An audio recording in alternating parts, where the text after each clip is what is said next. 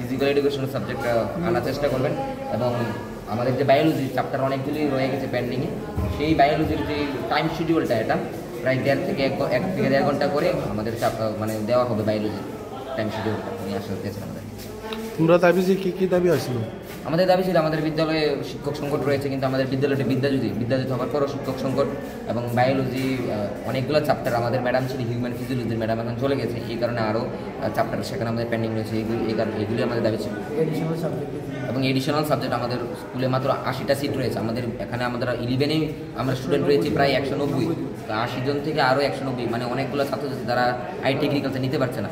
আমরা দাবি রেখেছিলাম ভোকেশনাল সাবজেক্ট পেন্টিং, তারপর মিউজিক, তারপর ফিজিক্যাল এডুকেশন এগুলো আনার জন্য। ম্যাডাম বলেছে উনি আশ্বাস দিয়েছেন 1 থেকে 1.5 মাস। তোমাদের তো সিলেবাস শেষ হয়নি, তোমাদের সামনে পরীক্ষা, কি বলবে সেই বিষয়টা নিয়ে? এটাই তো, এই বিষয় নিয়ে আমরা আজকে এসেছি। আমরা আন্দোলন করেছি, এখন আশ্বাস দিয়েছে, দেখা যাক কি হয় 1 থেকে 1.5 মাসের মধ্যে। পরবর্তী সময় হলে আবার চিন্তা করা হবে।